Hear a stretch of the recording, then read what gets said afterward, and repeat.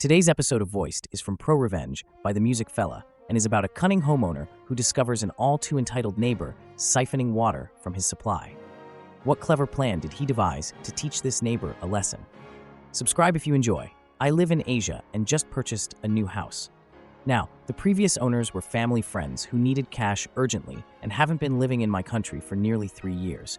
So I got it for a great price in the middle of the capital city. The sale was finalized at the start of this month, and I moved in right after. The house was definitely a fixer-upper, as the previous owners had left mid-renovation, and the main door was locked with just a padlock, not even a door lock. The house had no gate, meaning anyone could just walk right on in. The first day I moved in, someone's bike was parked in the garage. I just parked it on the road on the same day I had a gate installed. An angry man was knocking on my gate later, and I didn't bother answering, but through my window I could see him giving up and taking the bike after 15 minutes. So already I wasn't digging the neighborhood, but I didn't have any incidents after that, aside from people not knowing that this was no longer an abandoned house. So my gate was blocked more often than not, but a no parking sign on my gate fixed that issue. Last week, I was having a shower in my bathroom, and I noticed my water pressure was lower than usual. I also heard my next-door neighbor's water pump going. Now this neighbor, an old guy, lived in a 3-storied house, the first being the lowest and the one he lived in. The other 2 floors were rented out to tenants. This guy wasn't happy about the house being sold and voiced many concerns to my friends, the previous owners. He was very angry about it, and my friends did warn me. But I'm a 6-foot guy with 3 dogs. No way he was doing anything, and yep, he didn't. So with this living situation, a water pump is needed to pump water to the tanks on the roof, since the public supply's pressure is not enough to get it up 3 stories. Now, I heard the water pump going and immediately was suspicious. Sure, coincidences exist, but it wouldn't hurt to check it out. I waited until his pump turned off, and then turned on different taps in the house. Sure enough, the pressure was back to normal. This made me even more suspicious, but if he was stealing water, it also made sense. The water bills had been going up over the years. This house wasn't lived in, but the house also had some water leaks. So it was chalked up to that, even if the bills were too high to be caused just by leaks. Now, it's starting to make sense. At some point in the last 3 years, this old miser thought he'd save the cost of paying for water and waltzed into the property and is siphoning water from my lines. I couldn't find where exactly he was siphoning water from, but after checking my pressure multiple times, I was pretty sure. So I sat on it for a few days, thinking if I should confront him, go the legal path, or just let it be. Now, water in my country is very cheap. My total bill, even with washing 3 animals, a car every week, and watering my garden only cost about $5 per month, even with the neighbor also stealing some of it. But it wasn't about how much I was paying or who was paying for it. It's about entitled older individuals who think that they're deserving of using other people's resources without paying for it and then getting away with it. It didn't sit right with me, and I really wanted to teach him a lesson. What I did was really simple. I just turned off my water from the mains. I wouldn't have to break into his property, nor would I be breaking any laws. It was the best way of getting back at him without needing to even lift a muscle. So on Monday, just 4 days ago, I waited till the pump flicked on and turned off the supply. Now, the way household tanks work in my country is that there's a ball valve in the tank which detects the level of water and turns on the pump. If the level doesn't increase, the valve stays open, which electronically sends a signal to the pump to stay on until the level gets to a point at which the valve closes and also shuts off the pump. However, the level wasn't increasing, and anyone knows that starving a pump of water isn't a good idea.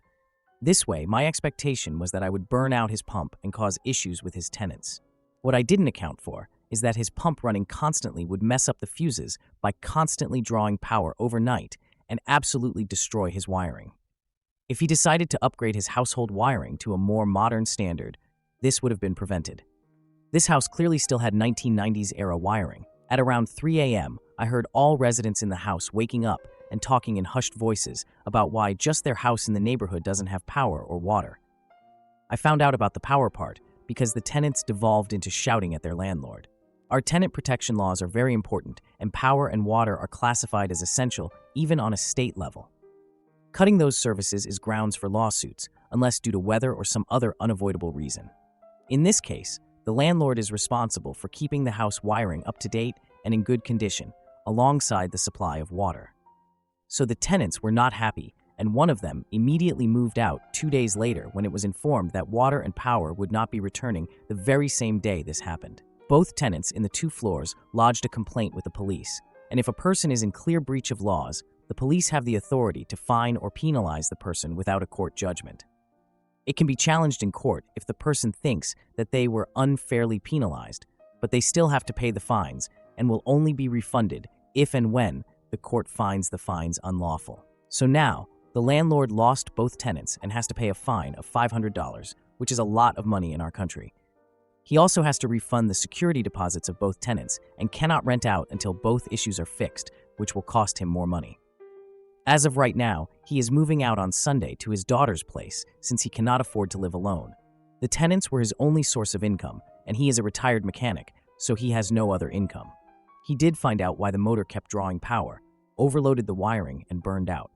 He came by to my gate and asked me if I turned off my water, and I said, oh yeah, my tank had a new leak on a pipe, and I turned it off until the next day, until the plumber came by to fix the issue.